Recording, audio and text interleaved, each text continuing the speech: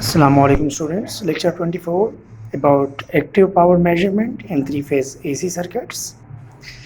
First of all हम power measurement active power को major कैसे करते हैं। हमें आप सबको पता है कि पावर मेजरमेंट की जाती है with the help of watt metre.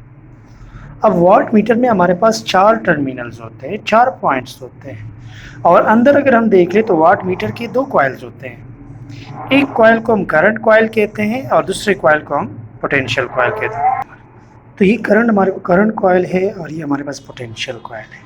चूँकि पावर वोल्टेज और करंट का प्रोडक्ट होता है, V = VI होता है, तो इसलिए हम क्या करते हैं, वाट मीटर में इंटरनली करंट और वोल्टेज दोनों की कैलकुलेशन कर रहे होते हैं। दोनों का प्रोडक्ट के हिसाब से हम डिफ्लेक्शन कराते हैं वाट मीटर की।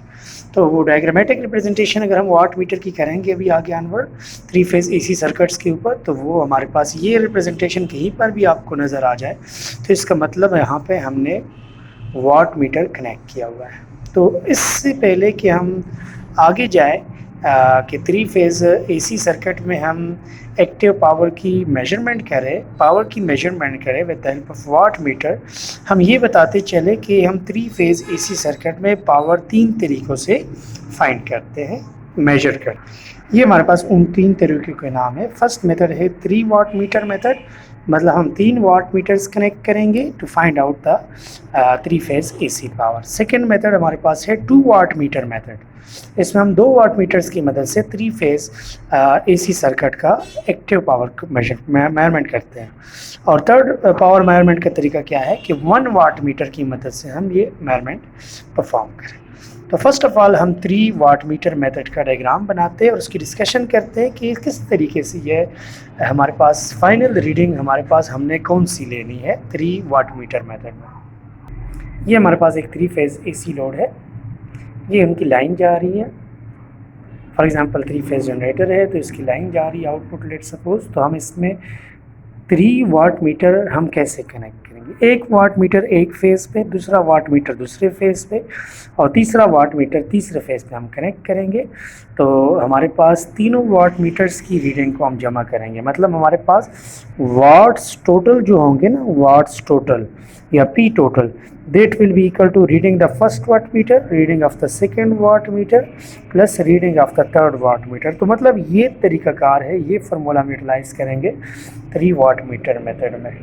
टोटल वाटेज को, टोटल वाट्स को या P टोटल को या P3 फेज को हम फाइंड करने के लिए हम तीनों वाट मीटर की रीडिंग्स को एडअप कर लेंगे, सम कर लेंगे। अब इंटरकनेक्शन में यहाँ पे बनाता हूँ एक फेज़ की।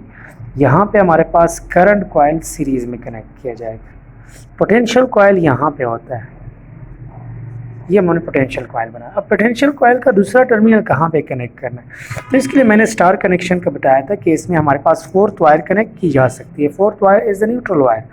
तो हम क्या करेंगे, ये पैरेलल में कनेक्ट करेंगे वोल्टेज कॉइल को न्यूट्रल के साथ। ये एक फेज़ का हमने वाट मीटर, इससे जो हमारे पास रीडिंग आएगी वो हमारे पास W1 होगी।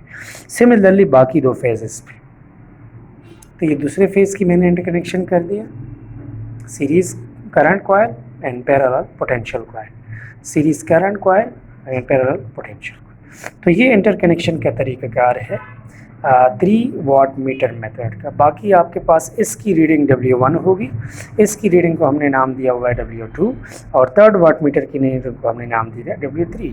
चाहे 30 वाट हो, 10 वाट हो, जितना भी हो, इन सब को अब एड अप कर लेंगे तो हमारे पास टोटल रिज़ल्ट इनके समेशन से आएगा, वो हमारे पास टोटल 3 फेज़ पावर की वैल्यू हो जाएगी। तो ये था हमारे पास 3 वाट मीटर मेथड। अभी हम इसके मुकाबले में हम 2 वाट मीटर मेथड का डायग्राम बनाते हैं। इस मेथड में हम ये करते हैं कि हम किसी भी 2 फेजेस पे वाट मीटर लगा लेते हैं और न्यूट्रल की बजाय हम उसके जो पैरेलल कनेक्शन है वो हम तीसरी लाइन पे लगा लें। फॉर एग्जांपल इन 2 पे वाट मीटर लगाएंगे तो हम इनके पैरेलल कनेक्शन 3rd वाट से करेंगे, तो इसमें हमारे पास 2 रीडिंग्स आएगी। तो हमारे पास जो 3 फेज पावर की मेजरमेंट हम करेंगे, that will be the summation of 2 result of the 2 watt meter, जैसे W1 एंड W2। अब फॉर एग्जांपल हम ये वाट मीटर इसके सीरीज़ में पहले फेज़ और दूसरे फेज़ के साथ लगा लेते हैं।